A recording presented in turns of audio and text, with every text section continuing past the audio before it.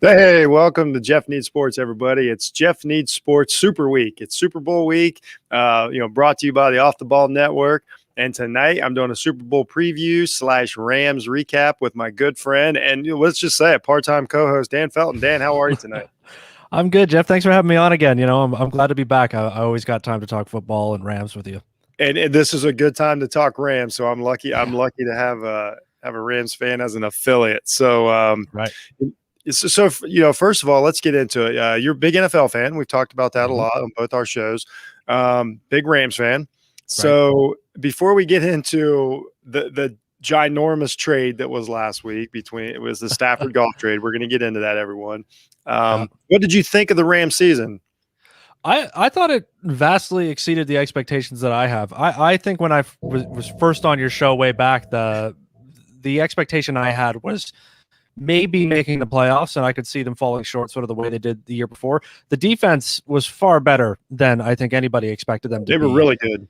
Yeah, but the offense, their offensive side of the ball was actually much more disappointing than I figured. And, part of that was Jared Goff's sort of regression and his mechanics sort of falling apart. So I think beating Seattle, I felt like when we beat Seattle in the playoffs, I thought that's good enough for me this year. I don't think we're good enough to go all the way. But to knock our big rival out of the playoffs, and then go up against Green Bay in Green Bay and have Aaron Rodgers play a pretty much perfect game, I thought this is a pretty good season, all things considered. I'd give it an A+, honestly, compared to what I thought they would get on the way in. Yeah, I thought they looked great. I think you nailed both points. I was, once again, our first show, I was way higher on the Rams than a lot of people this season. And then I doubted myself just like everyone when, especially after like the Miami game when they just, they looked like they were really in shambles. And, I think that's part of the reason that Goff's not there anymore, that one game. But, but that defense, when they came together, it was something to watch. And that Seattle game was a complete, that's what Seattle used to do to teams, right? Yeah, complete defensive effort. I mean, Goff played fine against Seattle, all things considered, with one hand almost, but the defense basically carried them the whole way. Yeah, pretty impressive. I mean, and before we talk about the big trade, that just goes to show you they traded for Ramsey. And they said the same thing about the Ramsey trade as they're saying about this year's trade, and it's totally worth it if you get a guy that can do what he does out there. I got a lot of ammunition on that sort of narrative. Okay. So you're happy with the Rams season. We both agree the offense looked a little worse than we thought they should. I think the defense looked way better than what anybody expected out of them. So so let's get into the blockbuster trade. One of the biggest trades I can remember as far as getting two players that are at the level that each of them are at. So Matthew Stafford from the Lions gets traded to the LA Rams for Jared Goff and 2022 and 23 first round. Yeah, that's right. And I think a third rounder this year, I believe. There's a third rounder in there somewhere. Yeah, it's pretty bad when we're forgetting about the third rounder they threw in too. A lot in there. So I'm just going to kind of like let you run with it here. The first thing I'll just ask is, how did you feel as soon as you saw the trade? What was your knee-jerk reaction? I thought for one, I was surprised how much they paid, but secondly, I thought this was a great deal. And the thing that I love about sports fans is they're always looking for who won the trade. And I don't think either team won. I think both teams won this trade. There's a lot to consider here. For one, a lot of Rams personnel just left and went to Detroit. I think their new general manager is a former Rams guy, a couple of coaches. There's a bit of a connection already there. They were looking to move on from Stafford. The Rams were clearly looking to move on from Jared Goff based on some of the reports that have come out of the camp there in the last week or so. It seemed to be there was a mutual agreement, but the Rams were in a tough spot with that contract that they had for Goff, and they had to pay. They were going to have to pay somebody to take it off their hands. The Lions have a good out, I believe, after 2 years of the contract if they want to cut ties, so they can do so and not take a cap hit. So the Lions are kind of in a rebuilding mode. They've got a guy that can work with Goff. If he turns out to be as good as he could be, then that's a win for them. They get a couple draft picks, and the Rams are in win now mode. And I know you agree with me, I believe, on this fact. The first round picks, I simply do not believe that they are as valuable an asset as some people like to believe they are. I definitely don't. I've said it many times on Twitter and everything else. I'm like, I don't know what the obsession is. I'm not saying that that's what I said. They're not worthless. I get it, but they are not what especially when it depends on what you think of Stafford, right?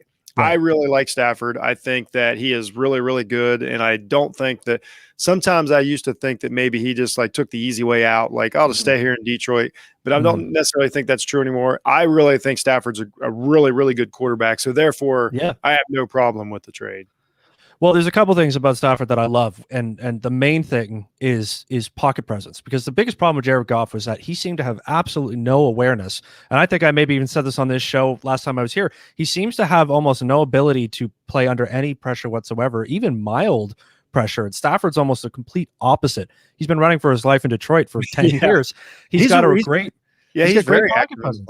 Yes, and he's got great ability to step up and move and maneuver around and then throw kind of awkwardly. Goff had none of that, and I think what really put the nail in the coffin for Jared Goff was that Week 17 game when he was hurt and John Wolford started, and we saw suddenly this whole different dynamic on the Rams offense. Exactly. We're suddenly off and dipping around a guy and getting a first down, and I think the organization thought we really need a guy who can move and be mobile to a better degree than Jared Goff can. Stafford's also a vet. He's got 12 years in the league. I think he's going to sort of counterbalance Sean McVay's sort of domineering boy genius thing that he's got going on, which I desperately want the Rams to have as a little bit of a veteran presence on the offense. I thought it was a home run for the Rams. Once again, I said I like Stafford and everything you just said. I've had the question a lot this week. Did McVay, is he using Goff as a scapegoat for people, solving his offense? Sure. Or I believe that Goff limited the offense because, just like you said, when Wolford went in, there was more things they could do. As much as I defended Goff and said he was an all right quarterback, Stafford's leaps and bounds better, I think. And Stafford does a couple things I really like. When you have a big arm, but you can use it quickly, that's the difference. Like he just like you said, awkward throwing, positions. He can be running around, but he can still flick the ball 50 yards, like an Aaron Rodgers type. He does have. I was thinking about that this whole week. Was he does have sort of an Aaron Rodgers element to him? Absolutely, the way that he makes some plays. He makes plays that a lot of guys have no chance to make them. So I'm excited about. I like what you said. I think McVay and Goff were both at fault. I think McVay's got some holes in his philosophy and the way he built his offense as well. I think the Rams are still missing a couple of pieces on their end, but I think it's a great fit. They've got Donald and Ramsey and a few other guys for maybe the next 3 or 4 years, and I think that's probably the limit you're going to get out of Stafford anyway. They're looking to win a Super Bowl, and they're looking to go for it right now. And I'm on record for saying they're the best team in the NFC right now. After Sunday, they're the best team in the NFC. In my opinion. I want to see what other moves we make between here and the start of the season. There's still a few holes and a few defensive guys that are up contract-wise. So what they do between now and the end of the season. But, I mean, in terms of your first move of the year, it's a pretty good one. So, well, and let me run something by real quick. Another theory I have about these first-round picks is that, the knee-jerk always is the team that gets the picks and gives up the player, like, oh, they won. Yet that was true with the Minnesota Vikings, Dallas Cowboys in 1988 or 89, whenever that trade 30 was. years ago, yeah. Really good. And I thought if that was really true, there wouldn't be as many bad teams that have been bad this long, because they always make these trades and build draft choices, and it doesn't work out. So like there's nothing to prove that New England has built a dynasty on not even caring about who they drafted in the first round. And then you got other teams that are constantly trading and always have why wasn't Cleveland good for 20 years if first round draft picks are so important? That's even the Rams back in the sort of the 2005 to 2010 or so, they were picking in the top 10, top 5, top 3 a bunch of times.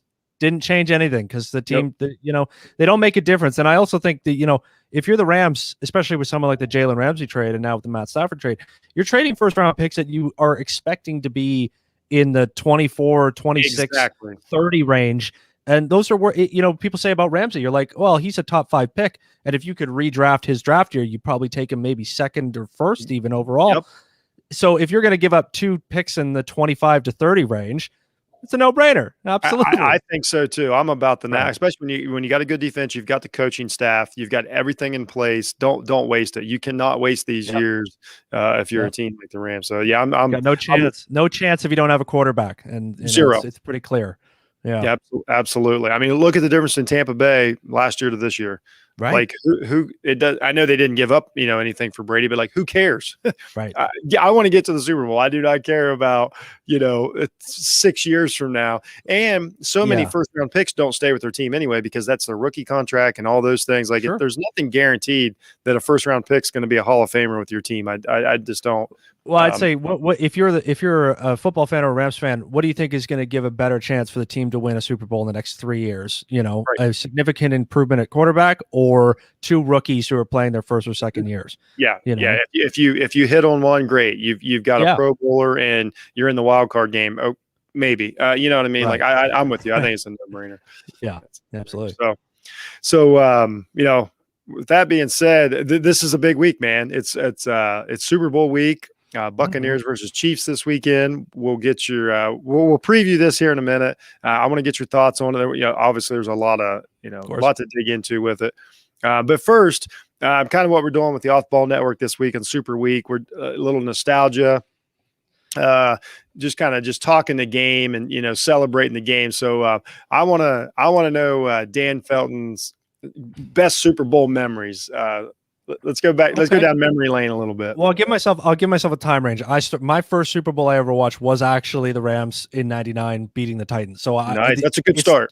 Too easy for me to pick, the tackle at the 1 yard line by Mike Jones. It's up there for me. It's number one. But I mean, Eli Manning completing the catch to disrupt, the Patriots' perfect season. The one I'm going to go off the grid though, because I always like to pick something a little off the grid. The one moment that I remember is Larry Fitzgerald catching a slant and then taking off for the touchdown against Pittsburgh with 2 minutes left in the Super Bowl. Because at that moment I thought, this is really going to happen. Arizona's going to complete the Cinderella run and Kurt Warner's going to win it. And, the game ends in such a crazy way immediately after that when Santonio Holmes does a little tiptoe for the corner to get the winning touchdown. But that moment, Larry Fitzgerald catching that slant and then breaking free and running dead straight down the field, I thought was one of the most amazing Super Bowl moments I had seen.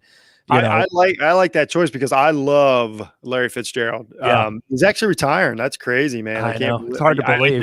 I just one of the true great, just all around football player people of all time. Yeah. And I was the same way watching that. I was like, okay, that was it. They were patient. They took their shot. They got the big score. Larry Fitzgerald is going to be the biggest. He's going to be, he's a household name now. The biggest thing in football. And it didn't wind up that way. Santonio kind of, and Santonio he got a little bit of a ride out of that. He got the big contract with the Jets. Right. Wasn't near the receiver, anything like that, Fitzgerald. But, right. But you're right. Those things get lost. We talked about last night. I believe Steven did a show, and we talked about when Seattle, the Patriots, when it came down to the play on the goal line. Right. Before that, the catch. Oh, Jermaine Kearse. Would have been the greatest catch in Super Bowl history if they win. Right. And then now it's like you got to remember, like, oh yeah, that was one of the greatest things. Or in the same vein, when the Patriots played the Falcons a few years ago, Julio Jones made one of the best remarkable technical catches at the sideline, and then even that gets lost in the sauce in the end because they didn't win the game. It's crazy what happens. Right. But, I like that. I still think Pittsburgh, Arizona to me is still the best Super Bowl I've ever seen in my entire life. Really? I don't think any game has come close to that in terms of the back and forth, the monstrous plays that were made and all that. It was great. You had the Harrison, the 100-yard return for a touchdown, which really that ended that game. And then you had the drive at the end. It was a Santonio Holmes, I think, had 3 or 4 catches on the drive. He did. Super Bowl MVP right at the end. That was a terrific game. That's a good choice, man. I got so many because I'm so much older, but that was a great one. I enjoyed the Philadelphia New England game. It was just fun to watch. It wasn't as much. It wasn't Carolina New England was a great game. It was a great game. Another one that gets kind of lost in the shuffle. Looked like Carolina was going to win. They kick off out of bounds, the whole thing. But they had some huge plays in that one. I always remember Jake Delhomme hitting Musa Muhammad down the sideline and tiptoeing around a tackle as he goes in. And I thought that's when I remember thinking, I think Carolina's actually going to beat these guys. And I hated New England back then too. So that was and that was a fun Carolina team. and I'm lucky. Like I can remember my first one I can barely remember was just like you. It was my team. It was the Dolphins in '84. Like that was the first one I can barely remember. But I vividly remember '85 Bears, the '86 Giants run, the '87 Redskins with Doug Williams, the best quarter I've ever seen. So I'm lucky that I have all these historic games. You've got some good ones. You've got some good ones for sure. There was a few stinkers in there, but. Then you remember some weird ones like that. Weird, like who remembers that Tampa Bay won the Super Bowl? Is it like the most? And there was Tampa nothing. Bay and Baltimore, two terrible games. Just like defenses just forgot. It's the weirdest thing. And then then the second Baltimore Super Bowl was really good. The lights out game. The comeback that almost was before the comeback that the Patriots got. If 6 inches on a pass by Kaepernick at the end of the game, we would have been hailing that the greatest comeback we'd ever seen. And before the lights go out, Baltimore is blowing them out of the water. Yeah, that was a crazy game. That the lights going out at the Super Bowl is still a moment that is hard to really imagine happening. I remember sitting with a bunch of my friends sitting around just going, so we just wait now? Well, some guys. It was forever. It takes forever for them to get the lights back on at those stadiums too.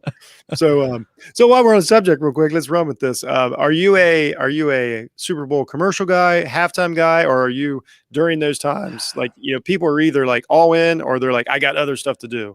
I do the commercials afterwards. I'll watch them once it's over. Up here in Canada, sometimes we don't get all the commercials. We get some because I guess there's different advertising up here, and sometimes they swap them out for different things and all that. Sure, that makes sense. I always go for them after the game. Halftime shows have never interested me at all because I'm too into the game. I'm too thinking about like what are they going to do to start the second? A surprise onside kick. I bet they'll do a surprise onside kick. I always like to say. So I'm just about the game when it comes on. Saints Colts surprise onside kick. You were right that game. That was actually a year where when I was watching with my people, I was like, I think this is the one because Sean Payton's a bit of a madman and he did it, and I'll always be able to claim that I called one of them at least. Hey, I just keep saying it every year. Man. If I say every year, or sooner or later I'll be right. I have to be right again someday. So I'm a little bit the same, especially in the modern day. Like I'm obviously with this network. I mean, I'm always tweeting and Facebooking and commenting, so I'd miss some of it, but I try to enjoy it as the festivities. It's the final game. Now the college national championship, I'm a maniac. That's a whole different ball game. But especially this year, a little different. We won't talk about it. We'll keep away from the source. No. You know what? We're Buckeyes fans are actually all right with that one. We're kind of like you. I'll just say you guys, you guys ran up against an absolute behemoth of a football team, and these are just a different points in there. Yeah. It's hard to compete with a team full of first round draft picks, as much as we don't value first round draft picks as much here, but So one of our partners, Patrick Graham with the network takes Marshawn Lynch, but he got stuffed on that play. I'm not totally against the pass, but I'm a little. I'm kind of 50-50. Like I remember reading afterwards the rationale they had about the downs and the clock and the timeouts and all that, and they thought we could slip a pass in here. I'm hard to agree with the call though. I mean, I think in that moment that's sports good for as you. Marshawn played. Yeah, it's one of those great moments of sports. You got 1 yard to go. This is like the thing you dream of when you're a kid in the backyard. You got the big running back. Just hand it to the big guy. Just let him go. Stuffed or not. I think if they handed off to Marshawn Lynch and he gets stuffed, at least you went down in the right way. Well, they had a timeout. That's the difference. They had a timeout they could have called. If he gets stuffed, they call a timeout, and then you can still. There was plenty of time to run two more. They had plenty of time to run all those plays. They did not have to pass it on first down. Yeah. I've said that for years. I guess I'm not 50-50. Right. Yeah, you've exposed yourself now. So sometimes Patrick just likes arguing with me.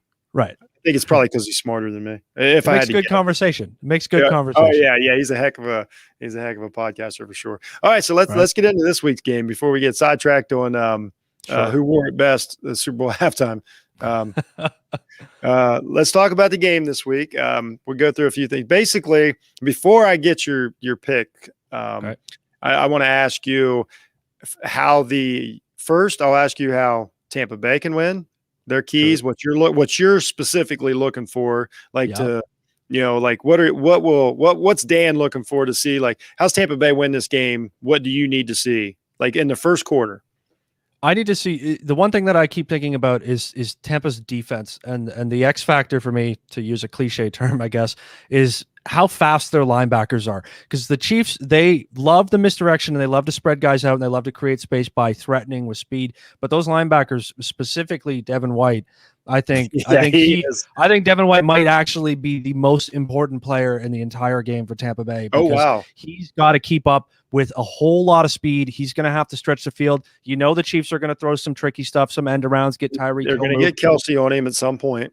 Yeah, Tampa Bay's defense has some sneaky speed, and they have to be able to match Kansas City's speed. And also, it's whoever can get the pressure. And the team right now who's been trending up, I almost feel like I maybe at the start of the year said this on your show, that Tampa Bay was a team that if they got hot at the right time, they were extremely dangerous. And their defense is getting hot at the right time. Their pass rush, if they can get pressure on Mahomes, any quarterback, no matter how great, gets beaten by a good pass rush most times. And I think Tampa Bay has it.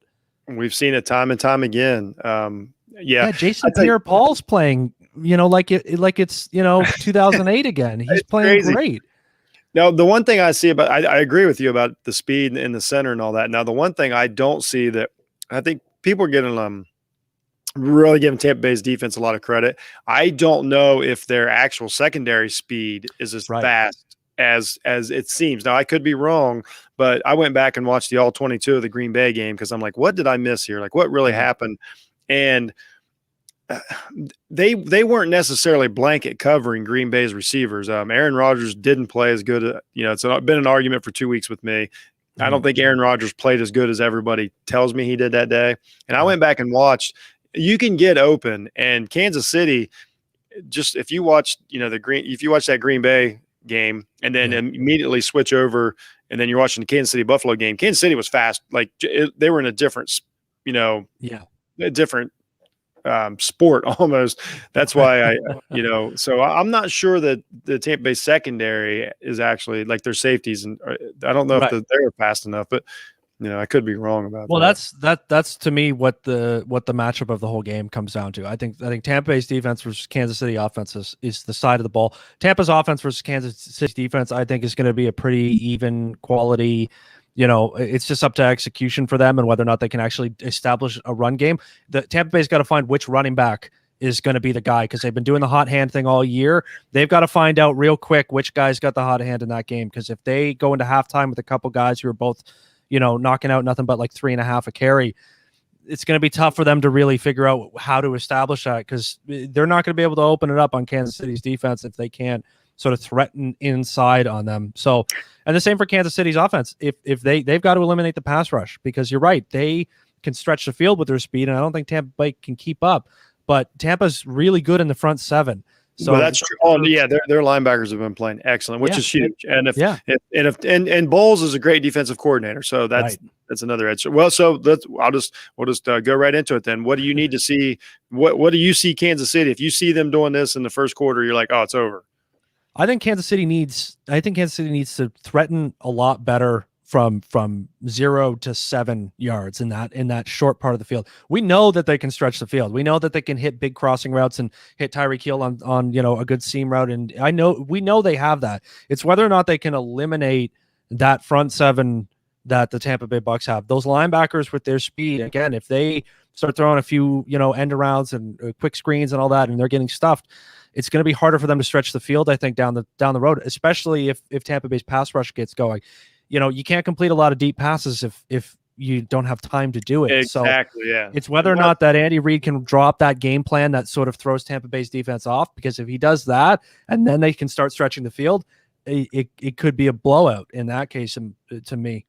Yeah, I think the key, it sounds simple, and it is simple. I really think it's Kelsey, because that, to me, Kelsey versus when Kelsey's down inside. On the outside, he's always a bit of a mismatch because of his size. But I think inside versus Tampa Bay, he could have a really big game. Those linebackers are great, but they're also not – I don't know. I don't know if they're I don't know if their coverage skills against Kelsey match up perfectly.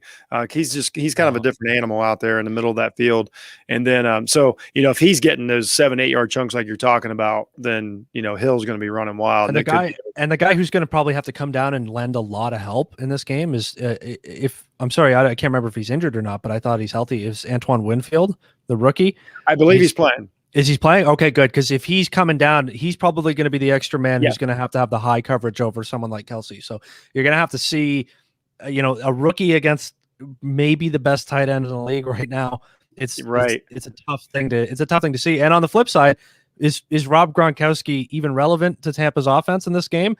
He shows up in the big moments, so you have to figure that he'll sneak something over the top at some point. That 45-yard catch, they eventually always get him on a mismatch. Exactly. They're going to get him open. Yeah, if Tampa Bay, it sounds, once again, it sounds easy. If they can get into the red zone, then they kind of even things up a little bit. They're pretty good. They're a really, really good red zone team. I think Brady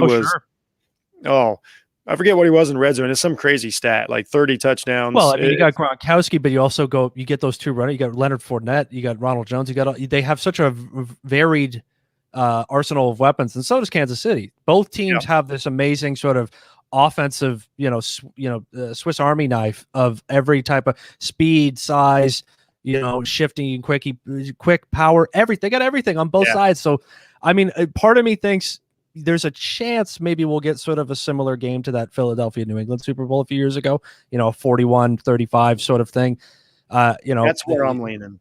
I'm hoping for it, but the Super Bowl is always a huge toss up. We could get 17-14 somehow for all we know. Like last year, kind of it was like not necessarily a defensive struggle, but neither team could score, Right.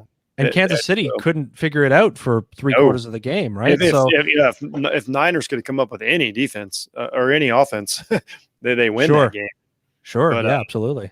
Yeah, it'll be crazy, and it'll be interesting to see how much Bowles blitzes too. Like he likes to blitz, but man, that's the thing about Kansas City is that one mistake is easily a touchdown. They're just so different that way. Like you talked earlier about, you watch Goff all year. He doesn't really have that threat. So you can take a risk. He may burn you for 20, may get lucky.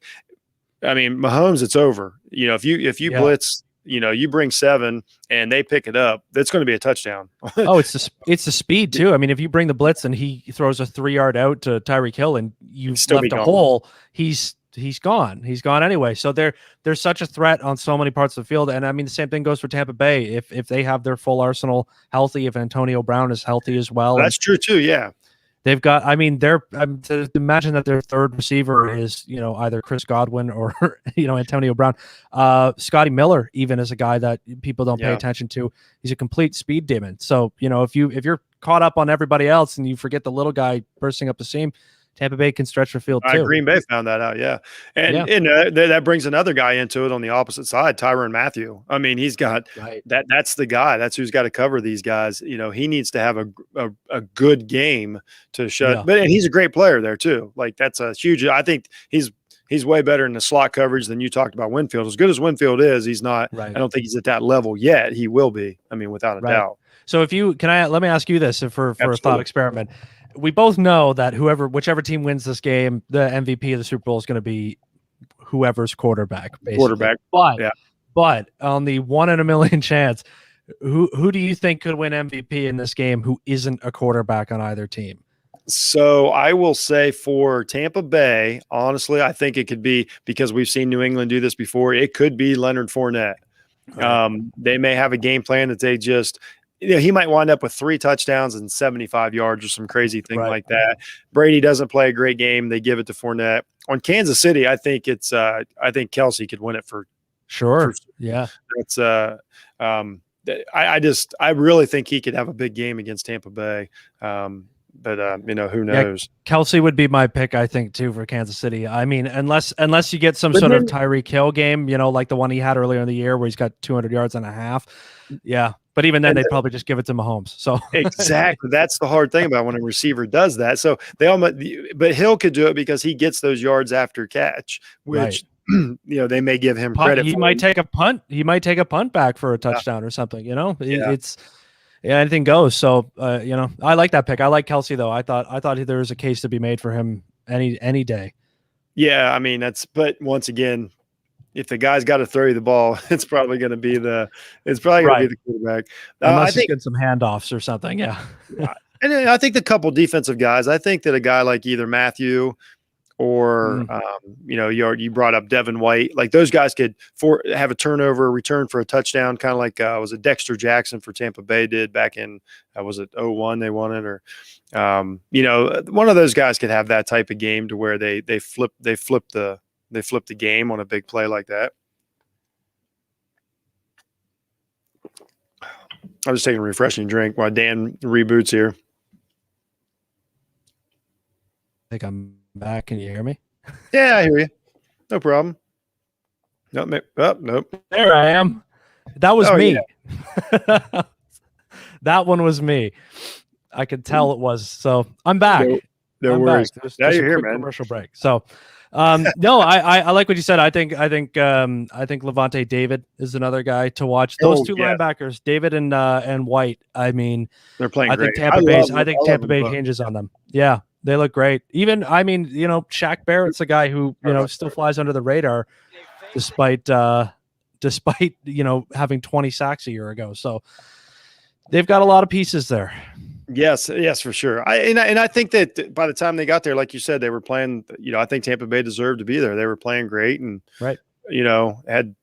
I don't think it's a fluke, and obviously Kansas City, they really showed up. I mean, I had Buffalo picked. I had Buffalo all in on everything, and boy, I couldn't have been more wrong. When Mahomes and Andy Reid and the gang turned it on, it was lights out. So Kansas City is one of those teams that is just so good that you just kind of forget how good they are sometimes. Yes.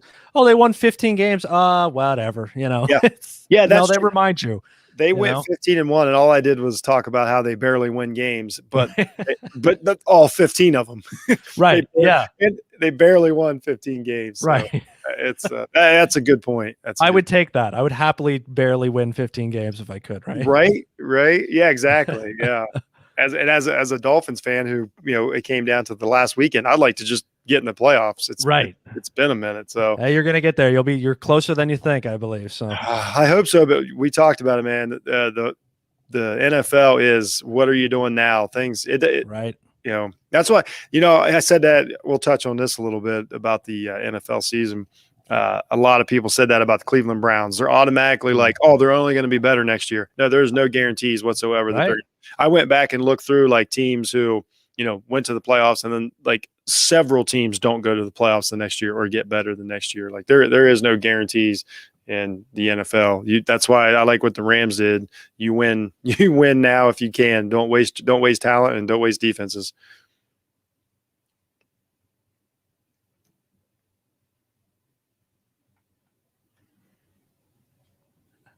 I just keep ruining the show today. That's no problem, man.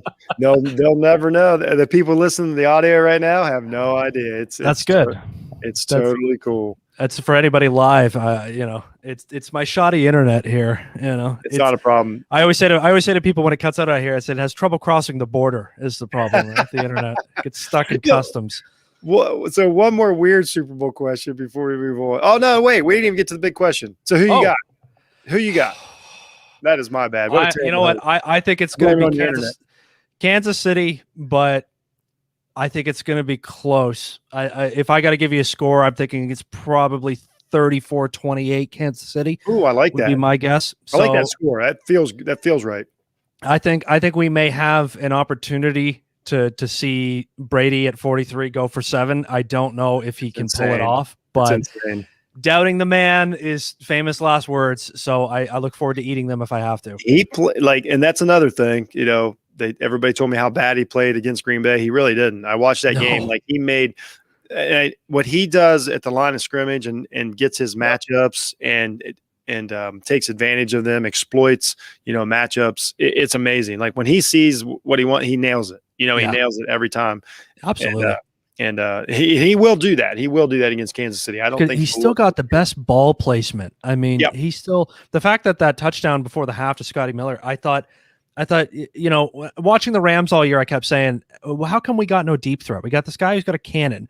He's 25. He can throw it 65 yards. Just launch one. And then you watch Brady, who's 43, who can go, I'll create a deep threat just by throwing a perfect 35-yard pass and just dropping it right in the bucket. And he works within himself so brilliantly, and he places the ball exactly where it has to be. It's hard to deny how great he is. It was fun to watch when I went back and watched the game tape. He made throws that, because he's always played within like the confines of himself. So when he takes a 3-step drop, that's when the ball comes out. Yep. A few of those deep throws, he was getting, he had 30-yard receptions, and he threw the ball, and his receiver wasn't even to the defensive back yet. Right. And then, but he knew what was going to happen ahead of time. It was amazing, his anticipation and knowing where to go with it. I mean, that's what he does. It's not, I understand the arm and all that. Now Mahomes can do both, which is why he's the best in the league right now, and has a chance to he's the best talent maybe we've ever seen at this point. Yeah. Like, it's crazy what he can do, and he gets better every time. And of course, Mahomes has the advantage of, when things do break down, he might throw behind his back 60 yards. It's really hard to stop. I mean, I will say one thing, Jeff. I got to ask who you've got, but I'm telling you, Tampa Bay's pass rush, I think, is I've been told that. Very crucial. So who do you have? I am sticking with my initial pick. I watched the Green Bay Tampa Bay game, and then I immediately watched Kansas City Buffalo. And I went back and watched all 22 of both. And I said that night, I am taking Kansas City -17. Okay. And I'm not changing my mind. And it's been about 11 days now, and I'm sticking to it. I want to come off of it. I want to talk myself out of it. And I'm like, no, I watched the tape. I saw what I saw. I saw the mismatches. I believe Kelsey's going to have 120 yards and 2 touchdowns and all that. So I'm sticking with it. I think it's a Kansas City blowout. But you can blow a team out, and the other, Tampa Bay still may play good, but I'm thinking probably more 24 than like 24-40 because of a late touchdown or something. Right. The -17 is a bit crazy, but I'm going to go ahead and stick with it since I put it out. That's a wild bet in a Super Bowl, I think. That is terrible. Yeah. But hey, I promise we were just reminiscing about Super Bowls over the years, and how many of them have been blowouts, how many of them have been complete runaways. So, it's been a long time, but if Tom Brady, if it's late, he's going to take a chance. Like, he's not going to play it safe. So he may, like we saw it with Drew Brees against Tampa Bay. Like, I know Drew Brees threw the interceptions. Well, of course he's going to go. You got to go for it at that point. He's going to throw some passes he shouldn't. And I don't think Brady's going to try and save face. He doesn't have to. So he may, if he's down 10, say late in the fourth, well, he may try to force one in, and then, like we talked about, Tyrann Mathieu going the other way, and it makes it look worse than it is. I think it'll be more like that. I don't necessarily think it'll be a blowout in the first quarter, but I think it'll wind up that way. I'm also interested in one thing, which is for Kansas City's defense, because I find their defense plays beyond their talent pretty often, it seems. The guy that I want to watch again is, because he had such a huge game last year in the Super Bowl, is Chris Jones. Because I'm saying about Tampa Bay trying to figure out which running back is going to do it for him. If Chris Jones has a big game up front for Kansas City, that might stifle their ability to find the hot hand in the backfield. And then you put it all on Brady. And if I think if Tom Brady throws 50 passes in the Super Bowl, Tampa Bay loses. Oh, really? Yeah. That makes sense. It seems to me. So I think Chris Jones can be a huge factor for Kansas City's defense. He's got to be a guy who really stifles the run game for them. For sure. If Kansas City can get pressure without bringing extra, I mean, that's and that goes for most teams. Not out thinking the room here, but that's the truth with Kansas City. If they can drop another guy back, anything helps against Brady. Like they're going to need it. They're going to need it when the third receivers, are Pro Bowlers and exactly. They're going to need it. Right. And there's a guy we should have talked about. I don't know how. I know he was a little dinged up, and I think he's all right. Is Godwin? What a great receiver like that. He could have a giant game. He's the type of guy that he could really have a big game. He's had an up and down year, but again, hot at the right time can be very dangerous. So you have to watch out for. I think that's the thing. Which of Tampa Bay's weapons has the game, right? Because this is Kansas City's been to this game before, right? But now Tampa Bay for all these guys, Evans and Godwin and Antonio Brown, it's all their first go. I think which one of these guys is the guy to step up? Mike Evans. We might be talking in next week about a guy who had a huge game. To overlook the best receiver, probably the second best. maybe one of the best receivers in the game. Good point. Right. There's another pick for MVP, but again, if Mike Evans has 3 touchdowns, then Brady threw 3 of them. Oh, so that's it. Yeah. If Brady wins this game, he's probably going to get it. Yeah, absolutely. And it's hard to argue with that. It'll be incredible if he does. Like, I'll be rooting against him, but I will respect if he pulls it off. Like 7 Super Bowls. The guy's been to 10 Super Bowls. It doesn't even make any absurd. Sense. When we're talking about teams and we're just begging our teams to get back. It's just incredible. So so that's it, Dan. We both have Kansas City. You got a little closer than I do. Okay, we'll see. Yeah, but so let's talk a little bit about Dan for a minute. What you got going on with the podcast? For people that don't know, Dan has a couple podcasts. It's Assorted Goods for sure, and I believe it's fucking A. Yeah, that's my second one. That is what it's called. So yeah, I have 2 podcasts. Sort of a Jekyll and Hyde when it comes to me. Assorted Goods is where I try to be productive and smart and research things and put together episodes about topics that are interesting and are full of research and in-depth, diving into serious and infotainment, I guess you call it, right? But the other one, fucking A, is just me and my old college roommate and my longtime best friend Matt and I. We just we read stuff on the internet and we find things in the world and we like to make fun of them and laugh and joke. So we got 2 completely different ends of the spectrum, and somehow it's me in both of them. I don't know how. No, I recommend both of them. Yeah, it's really cool. Well, thank you. And especially, they're like you say, they're different. They're kind of unique to themselves either, especially Assorted Goods. I mean, not to pick one over the other, but Assorted Goods is really, you've really got that's kind my of baby. Yeah, you kind of found your lane there. Really cool. And not to mention that, let's also point out that you're on about. It feels like you're on somebody else's podcast about every day when I get up and check my Twitter feed in the morning. So I love doing it. That's why I love talking with people, and it's even better because the amount of work it takes to do Assorted Goods, and even the other podcasts, to researching and putting it together and the editing, all that. When you tell me all I got to do is show up and talk, I love Isn't it the best? Every time I get invited to be on a podcast, I'm not bragging. I take it as a huge honor, and I'm very serious about it. But I love it. I'm like, I can show up and blab and let you do all the work. This is fantastic. Of course, I think in the last year, I don't even know how many times I've been on other shows, but I think so far in the last year and a half since I started doing guest spots, I don't believe I've said no to anybody who's asked me. No, anybody asked me, you want to come on? I'm like, sure. Whatever you got, whatever you do. That's how you wound up here, man. And now look at us. It's our 3rd show, man, already. Right. Great. Still many more to go, I hope. Oh, absolutely. I can't wait. For sure. This relationship is just a beginning. This is good. This is great. We got a lot to talk about. Oh yeah, we have a lot of fun, for sure. So that's it. Promise Dan, I wouldn't keep him all night. We want to talk about the Rams. Good luck to them next year. You know what? Real quick, outlook on the Rams next year. How you feeling? Again, I think it depends on a couple of things they got to do in the offseason, but the only need, if I have to say right now, they need one more thing for me to be very confident in them, is I really think they need a guy who can run really fast on the offense. They need a guy who can do the old schoolyard go long, right? So if they can find a little speed on their offense, we went 10-6 this year.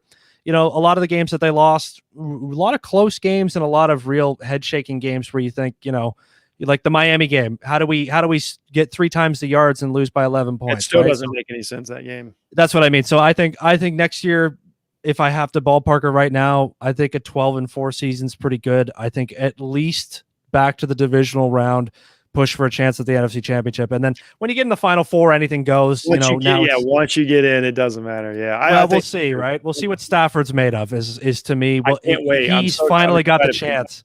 Yeah, finally getting a chance to really, no excuses now, for sure. For the first time in his life, he's playing on a talented team. Yeah, it's crazy. I mean? Since he was at Georgia. So, that's basically it. So I'm looking forward to it.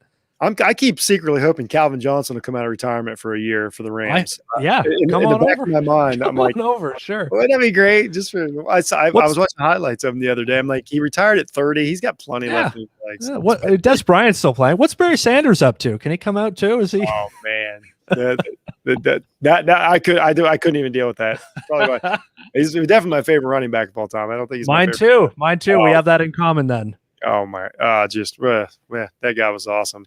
Speaking of, wish you could have went to a Super Bowl. That's a good point. When they kind of complain about teams like, they get rid of Goff, like, well, that was your guy, and Stafford, like, oh, you wanted to get out of there. That's exactly why you do it, because look at Calvin Johnson and Barry Sanders, nothing to show for a Hall of Fame careers. Like, no, you leave and go to a team that is trying to win if you can. And that's my parting words about Stafford. The thing I keep seeing all the time is, well, you gave up all this for a guy who hasn't even won a playoff game. I'm like, have you seen the teams he has played on his entire life? The Lions are probably the worst organization in football.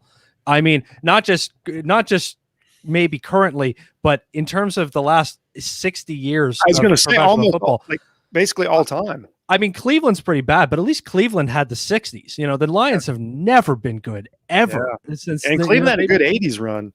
Sure. Yeah. Cleveland's that team became Baltimore. It's a whole thing. Right. I don't get into that. But I think the Lions don't get into it with a Browns fan. I can tell you that. The Lions can't ever win, and they had one coach who started to win games and then they fired him. So, I mean, it was an awful organization. To see him somewhere that is absolutely, the Rams, an organization now that is absolutely dead set on winning a Super Bowl. It's interesting. Cool. It'll be fun. Yeah, I'm definitely rooting for him hard next year. So, All right, man. That was another great show. It was good to see you again. I want to remind everybody, go check out Assorted Goods and Fucking A. They're awesome. Thank you. Thank you for having me on, man. I'm thrilled to do this anytime. Anytime, man. We have a good time together. It's for sure. Chiefs 34, Tampa Bay 28. Yes, we want to get, and I've got like 40 to 24 or something like that. Okay. Sounds good. That way we can run this back and you can look like the smart one. And wait, onside kick after halftime, coming out of halftime, onside kick. Right? Onside kick. Well, depends on who it is. Depends on who's kicking off. If it's, honestly, I could see either guy do it. I could see Andy Reid or Bruce Arians pulling that out. That's your thing, man. You got to commit. I'll say yes. I will say yes, because I think either guy is capable of pulling it out, but that would depend on what the game looks like at that point, I feel like. So I'll say yes, because I think either guy's willing to take the chance, but we'll see. Documented here, at least. That's awesome. Which if you don't know this about Jeff Needs Sports, everything I say basically comes up the opposite, which means Tampa Bay is going to win by 30. I'm telling you, it's been a weird year. It's going to be Tampa Bay 34, Kansas City 28, I guess. It could be at this point. Who knows? So that's it. Enjoy Super Week, everybody. This was Jeff Needs Sports version. And go check out me at offtheballnetwork.com. Check out at jhunt006 on Twitter. Find me on Facebook. Find me everywhere. You can listen to this show everywhere that podcasts are available. We appreciate your time, and we want to thank Dan Felton for coming on today. And everybody enjoy the game, and we will see you soon. Awesome.